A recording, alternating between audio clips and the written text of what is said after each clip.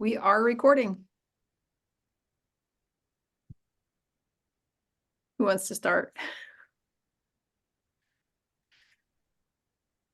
All right. Well, welcome to coding week 4 assignment here.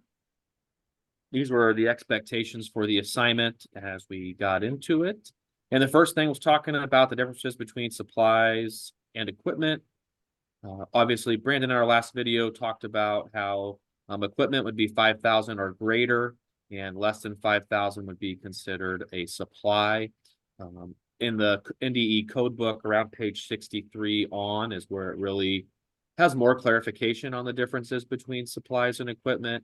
This is a figure out of that I thought was just very helpful when I was going through with my mentor and the bookkeeper that we had, just going through an easy flow chart, simple yes, no, that if you do run into any questions, that this is a good place to go. I think too, just talking to my bookkeeper, like the mistake that gets made a lot is just making sure that when you're coding that, the two different equipment or supplies, that for it to count as equipment, one of those, not the total cost. So like if you're buying 3 refrigerators and it's $6,000 and none of them by themselves are more than $5,000, it has to be that. And she said it's kind of funny because we're tax exempt. She said it seems like there's a lot of purchases.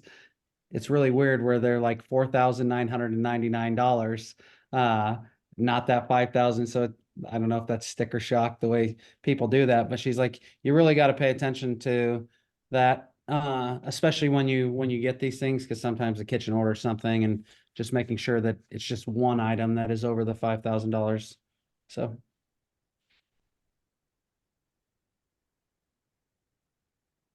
All right, so I did challenges and it was when I talked to the bookkeeper, she was super hesitant at the beginning to like talk to me about challenges, because I don't think anybody wants to just be like, well, these are the challenges and these are the things that are hard. But I finally kind of got her to like, these are things I'm trying to learn. I'm trying to know these kind of things. So I just wanted a heads up. And so a lot of the coding and budgeting is done at the beginning of the year. But school activity funds are always going. And so she did say one of the challenges is that if they have new refs, they have to get their W-4 first before they can give them a check, because they have to add the code to like the check stub. And so it's just trying to track down that ref. And then whoever is the AD of the school, they kind of have to track them down. I've worked games before where they have a new ref and the ref's like, I haven't gotten my check yet. And he goes, yeah, we haven't gotten your W-4 yet. So you can't get a check until we get it.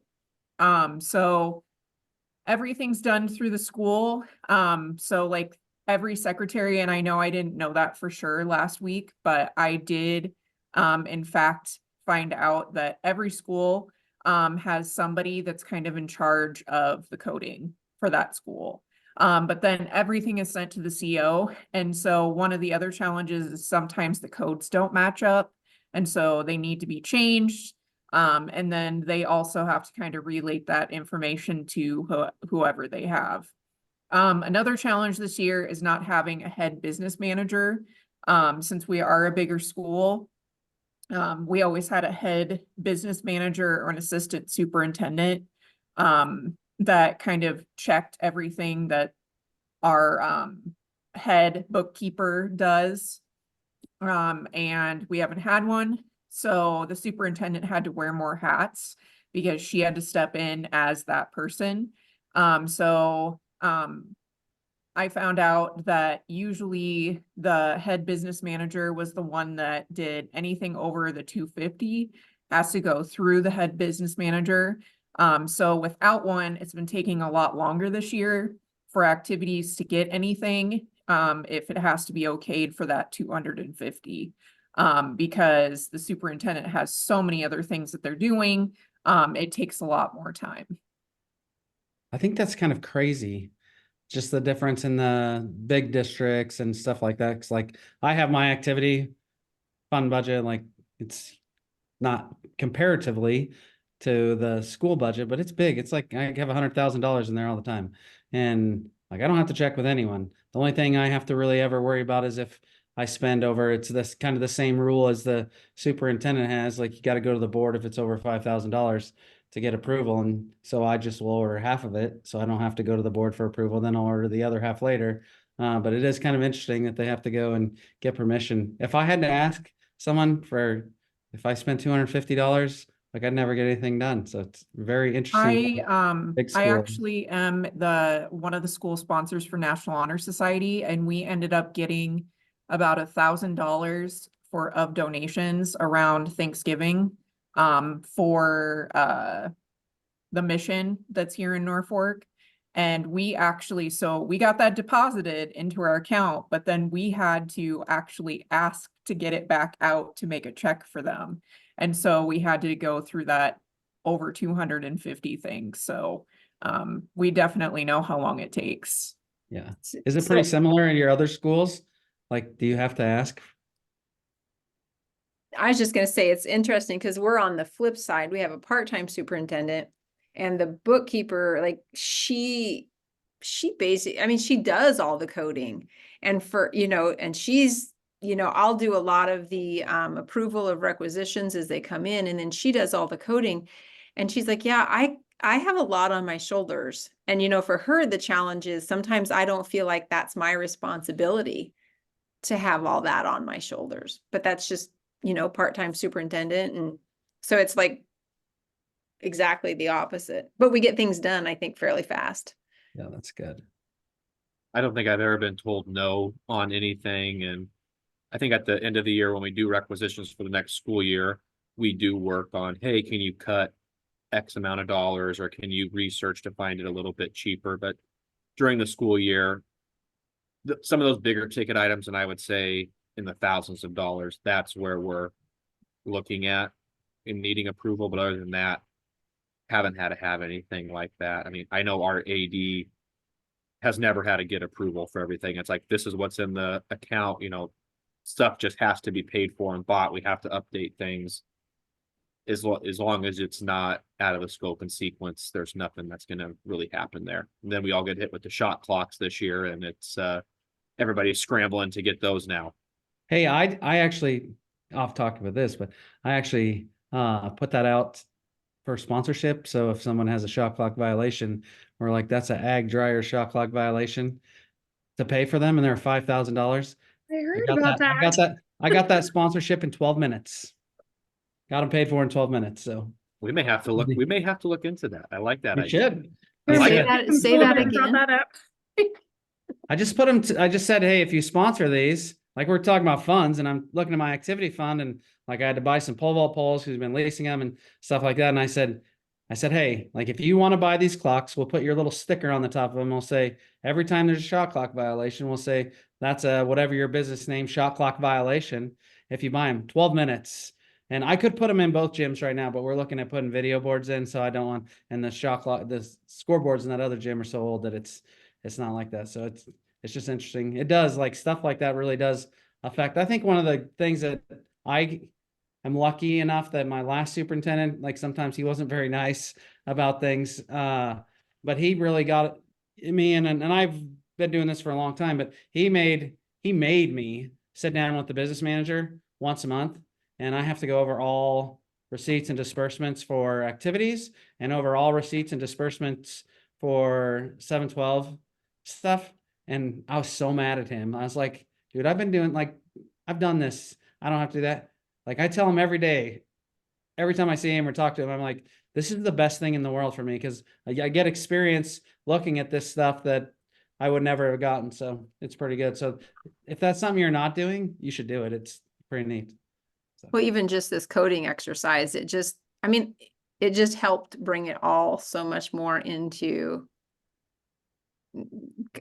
there were a few light bulbs, maybe not all the way lit, but a little bit brighter than they were before the assignment. Yeah. So I did add on to like the challenges because I know that the challenges were supposed to focus on kind of like a month of coding. But a lot of the stuff that the bookkeeper told me was a lot of like the challenges for like the next year. And so one of the things that she said was depending on, so if negotiation goes really, really long, which ours didn't this year, it's actually finished, that she can't start doing any budgeting until then because salaries aren't set until negotiations goes through. And so she said that's one of the challenges. So if negotiations isn't over, let's say that they can't vote one way or another, and so we have to go into that selection, then it might not even be done by the end of February. And so they can't start doing anything until that's done. So there's usually is what she said was kind of their sweet spot for starting to budget was the end of February.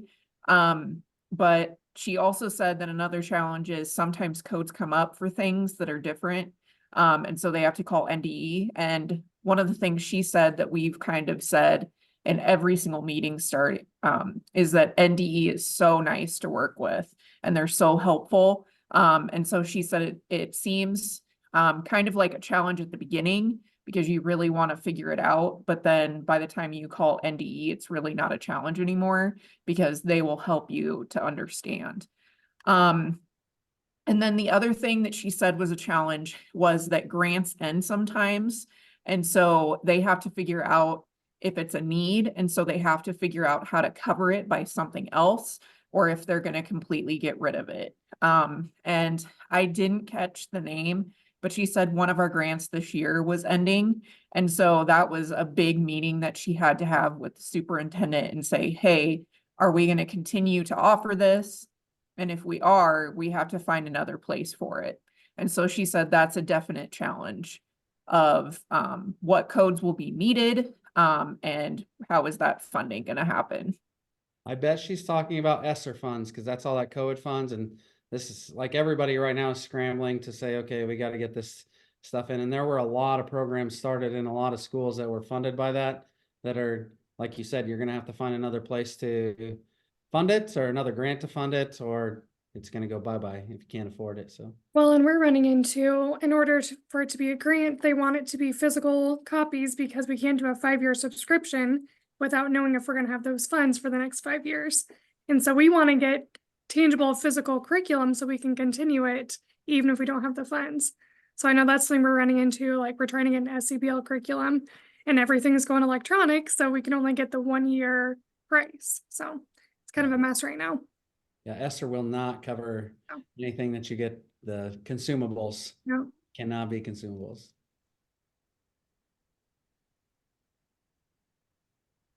Okay, I talked a little bit to the bookkeeper and to the two superintendents about some communications between them.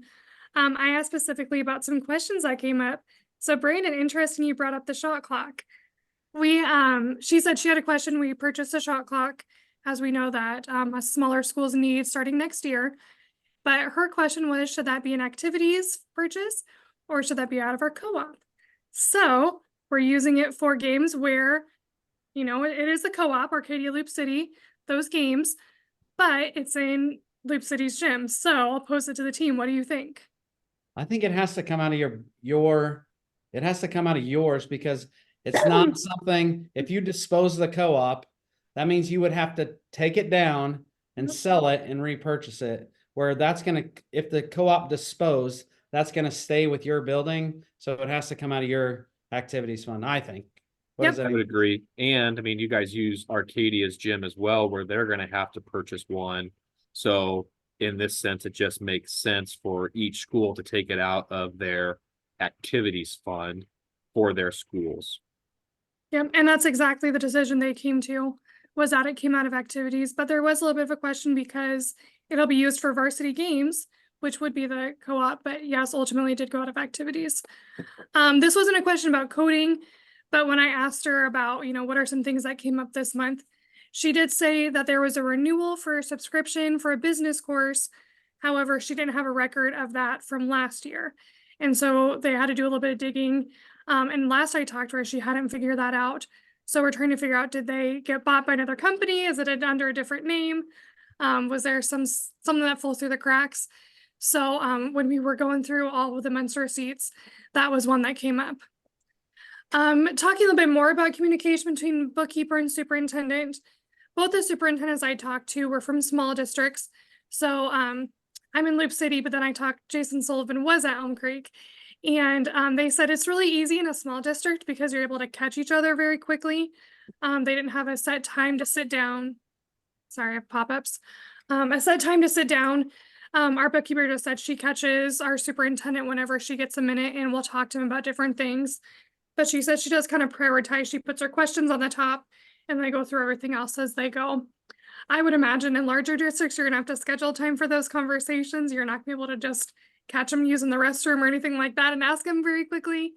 So that was something that came up that we feel like in a smaller district, that might be an advantage, or maybe it would be a little bit nicer if you had a set time set aside. So that was kind of a difference that we came up with. The other thing that we talked about is just that budget is a huge piece of those school board meetings. And so she likes to have all of her stuff done at least a week beforehand so that the superintendent can complete a school board report. So she said that's a really big push for her going into the school board meetings, is that she has all of that ready.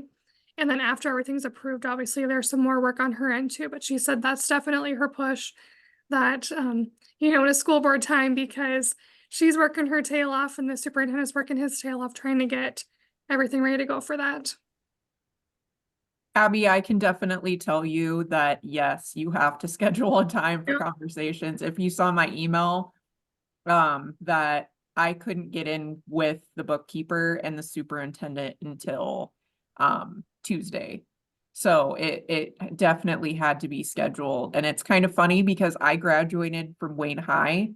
And so, I was kind of telling them, they just think it's super crazy because, in the building, there was the 7 and 8 principal, the principal of the high school part, superintendent, and they were all in the same office. So you could go in and talk to the principal of the junior high, and he was also the AD, but you could also go and talk to the principal of the high school and then go 2 doors down and talk to the superintendent. And they just thought that was crazy. Just catch everybody in one fell swoop.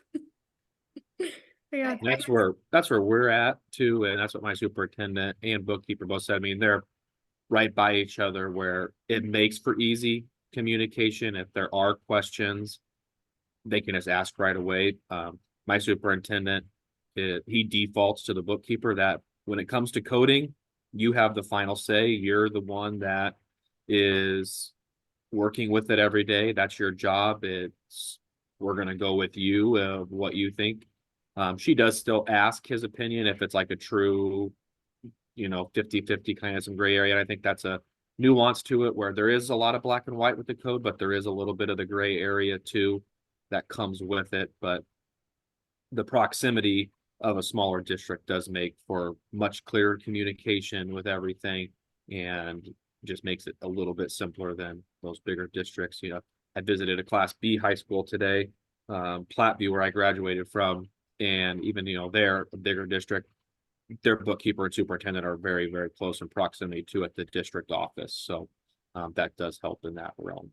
I think that might be one of the reasons why we have to do so much with like the 250 and over too, is because that's kind of how we do the checks and balances and communication is, especially with us being a bigger school. I couldn't imagine how much money goes through every school every week. So, I think that was my understanding, is that that's one of the reasons that we do that, is that way there's a lot more communication with all the bookkeepers of the different schools.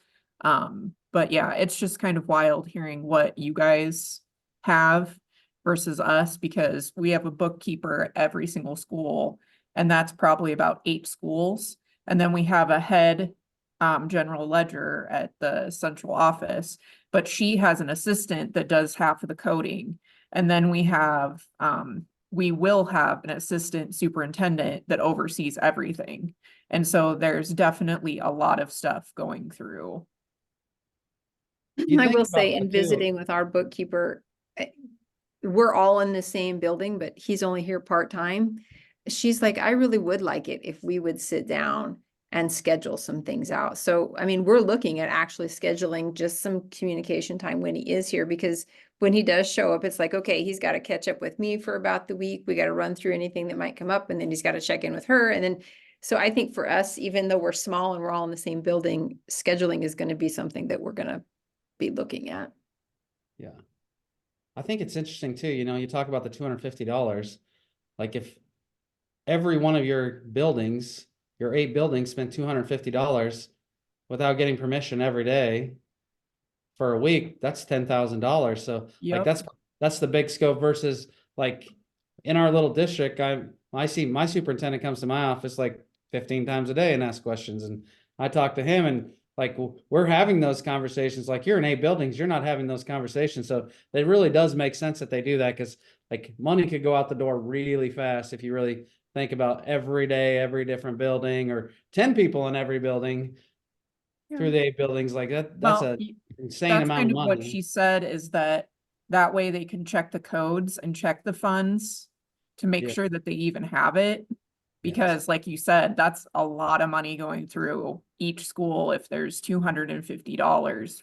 Yes. So, And I think that's something good for us. I mean, they'll have things in place, but if any of us, like that's not the realm I ever want to be in, but any of us want to go to a big district where they have the multiple buildings, that's a pretty good procedure to have in place probably. So I'm glad you said that, because I agree. Like, I thrive off of like my AD, my superintendent, and I having 20 micro conversations yes. a day. Like, we don't have a formal process, but hey, I need to do this. Okay, yep, go, boom, do it. Like, that's our communication, and I thrive off of that, and I think that is, like you, I don't see myself going to where the superintendent's 30 miles away and I got to call him and I see him once every 2 weeks or something like that. I don't think makes for the best practice. So definitely those conversations are huge with just being those small schools and right down the door and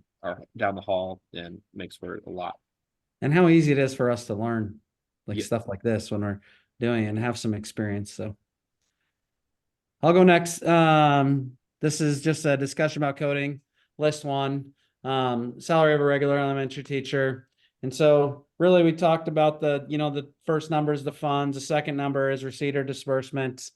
Your third number is your function code. Fourth number is your object code. And then you have your district code. So that really is in line. And for these things, there's I put the source at the bottom, and you can pull it up or not pull it up. It doesn't matter. It's really just that's the cheat code list for the AFR, the NDE sends out. And so you can go through that pretty easy.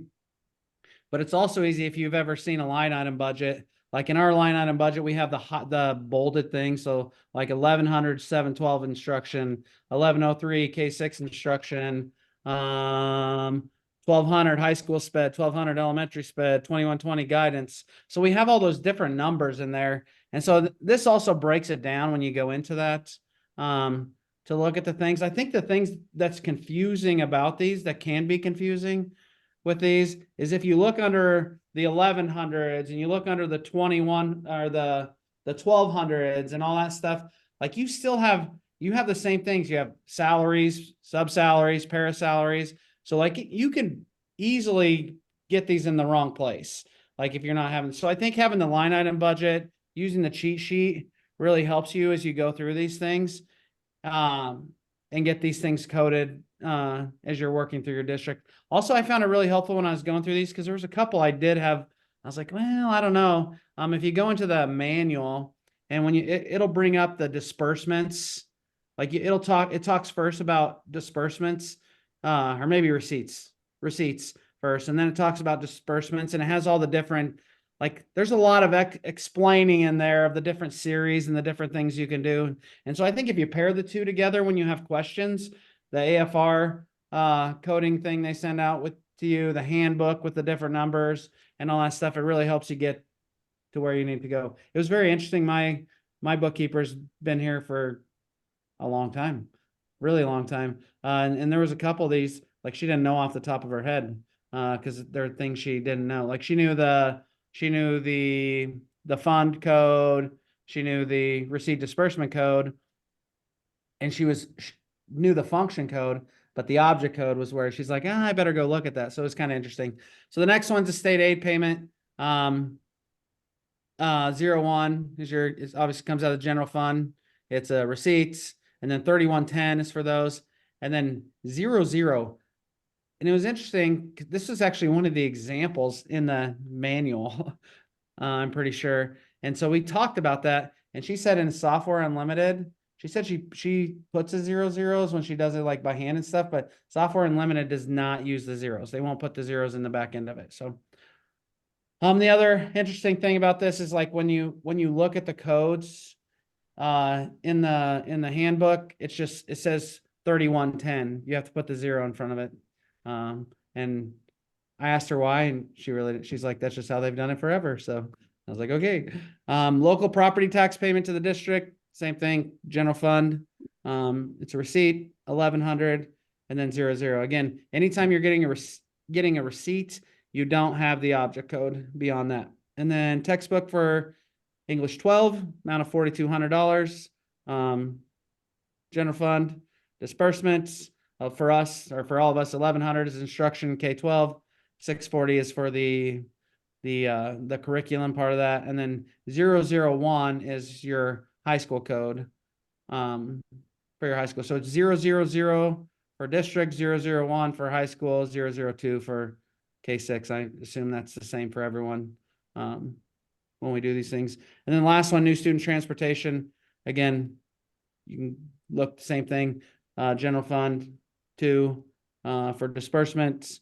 2710 is a transportation, and then 732 for the vehicles. I asked her, does the value like the 25,000? I was like, what if it was 125,000? Would that change the code? And she said no. So. When you talked about level codes, so here at Kippahaw, we only use 001, and that's high school, and 004, and that's elementary. And in talking with my bookkeeper, they've had discussions about, do you have a district code or you just, and then split that out. But for us, the number of things coming and going, receipts or expenditures is just so small that to have that just, they had a long discussion about it, but in the end, it was just, it just adds another layer that we really don't need to get the information we need. Yeah. So Rachel, was there a 2 and 3 at one point? I think it's interesting you moved from 1 to 4. Well, like there the were county country schools? schools. Yeah. So I wonder if that was that Oh. before I'm we just were a curious. K-12 system, because I'm sure there was just the high school. Then there was the town elementary school and then country schools, so that I didn't ask that question. That's I how think- ours is. We Yeah. jumped a number when we eliminated a country school. I think for our purposes for our next week, when we're talking about you're going to code a month's worth of bills next week, I just think something, going through this experience and doing this before, it's what's really important that will help everyone, in my opinion, is if your district uses a line item budget, get the line item budget, because it'll make it a lot faster, because you'll have your function codes and your object codes right there, instead of having to go through the AFR spreadsheets and slide down like you just flip a page. And so if someone doesn't have a line item budget, like big school, I can't even imagine how hard that might be for you to get. Let me know. I'll send you a copy of ours, so you have the cheat sheet that'll get you at least the right function and object codes that'll get that. But for that next assignment, it'll help you a lot if you have that. Here's the one thing that I did learn. So I'd always walk into superintendent offices and bookkeepers, and there'd be these 2 huge screens. And I'm like, what is the deal? Well, you spend a little time coding, Mhm. it makes perfect sense. Yeah. I'm fairly certain that they have that thing, Brandon, because just like Rachel just said, I've gone into the bookkeeper here at the high school and she has one screen that's on just like all the stuff. Yeah. So I'm fairly certain that they have that. This is a total tangent. Do you guys keep hearing my email chime? Does that No. go through? No? Okay, good. Because I'm like, I just sent out parent teacher conference signups and I'm getting them constantly and I don't know how to turn it off. So good, I'm glad. So here's the next set of 5 codes that we had to do. One thing I thought was interesting, when you do print the Software Unlimited reports, it doesn't have the 1 or a 2 in there for receipts and disbursements. So my bookkeeper is she's always frustrated with that, or like, putting it in there and doing some of that stuff. All of these were on the disbursement side of paying things out. And again, ours makes no, it's a little weird. 001-000 is a high school or district. If it's anything that goes district wide, it gets coded high school district. And then 003-020 is elementary. And we had a lot of country schools at one time. That's where it came from. Nothing's ever been changed, but these were the 5 codes without reading through everything. The ones that presented the most difficulties were, well, there was a lot of discussion about the basketballs for 1200.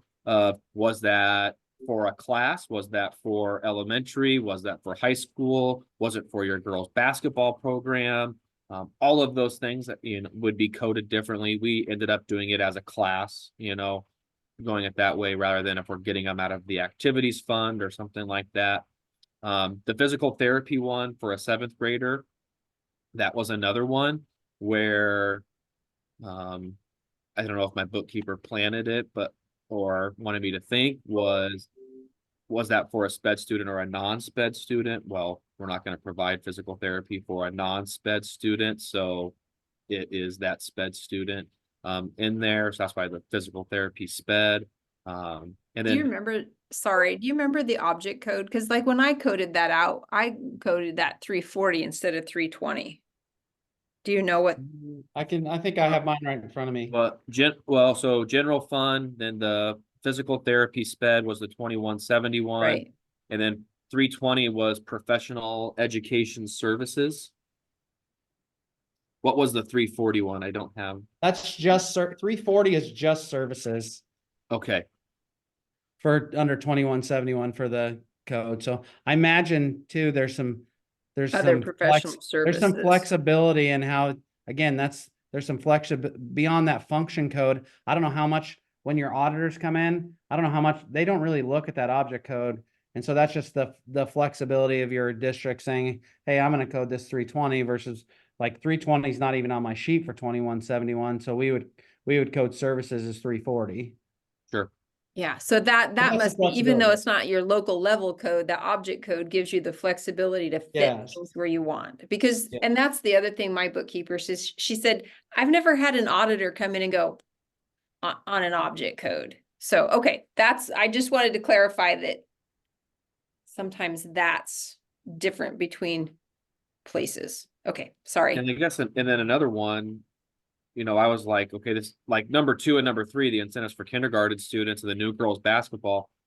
I mean, did you guys code those anything differently other than just the building? I mean, they were the same code. I didn't know if he was trying to trick us or do different things on that. I think that again, like purchases like that, you really have flexibility because you know what, if I have to purchase those and my general fund's a little tight and my activity fund is really good, we can say, okay, we're buying those basketballs. We're going to put those in activities because we may use those for some youth stuff or some different things. And so it gives you the flexibility to do it where they don't really make you, like if they made you say, these are exactly what these are used for in there. They're basketballs. Like we use them for sports, we use them for PE, we use them for everything. And so I do think you have some, like in stuff like that, you have some flexibility of even where you code that to. Like that could come out of activities really easily, like you said, so. The other one on yours, Brand, I think that gave me the most, not trouble, just made me look the more, was anything transportation. Because is it service? Is it a new transportation? Is it paying transportation, drivers? That was, I think, there's just a lot of those descriptions, I think, are very, very important to make sure that you, sometimes I like to get going a little too fast, like, oop, this has got to be the one, but read that description and make sure that it fits with what you're coding. And I think that's where it's really important for us learning this. When you're going through these, where you have, like, I have the line item budget cheat sheet, I have the AFR cheat sheet, but like some of those, you're, like you said, you're like, well, heck, this could be 3 different things here. Getting in the handbook and reading the descriptions and making sure that you're tying it to what you think it is, it helps make sure you get at least closer to where it's at with us with little experience in this, so.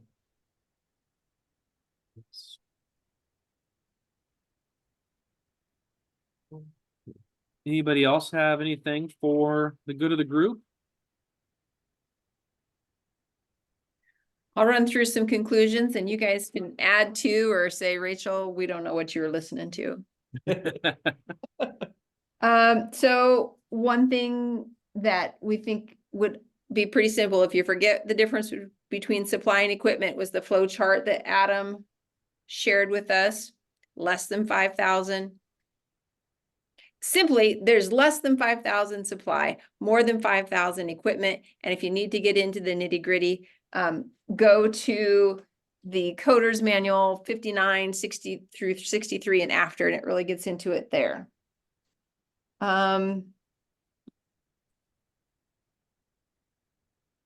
When you have a large district and you've got different coders in different buildings, one of the challenges is making sure that codes match. Like if you're coding supplies in one for incentives in kindergarten in one building, I would think you would want the code for the supplies in kindergarten in the other building to match. So that was a challenge if you're in a large district like that.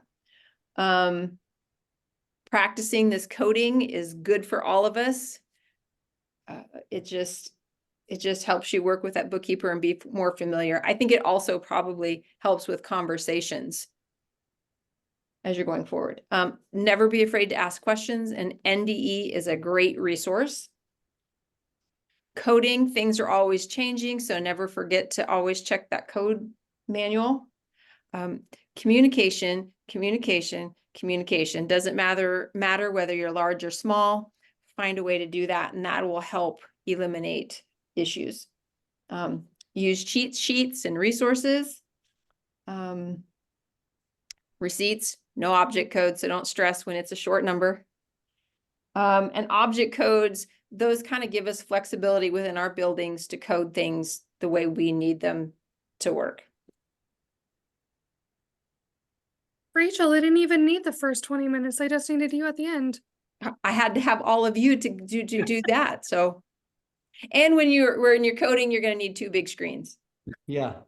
That's the most important. I think too, like knowing this stuff, because like when I talked, it was really funny when I talked to my business manager and she's like, our current interim superintendent who has done it forever. She's like, he is such a great resource. And when I talked to Tom, he said, he's like, I use the line item budget. I don't really get, if it's beyond that, I got to go look and I know how to go look. And she's like, the last guy we had here, her exact words, he didn't have a frickin' clue. If I had to go ask him, I had to call NDE. And really, when you think about that, like if you really want to be, have a good idea and command your budget and make sure you're in a good place, you need to not be the person that doesn't have a frickin' clue, is kind of how I look at it. And so like, I think it's good to be involved in the process, like stay in our lanes and let our business managers do their job. Because if we get outside our lane and start doing their job, then, you know, that stuff, stay in our lanes, but being educated on it enough that we can make the decisions we need to make to command our budget.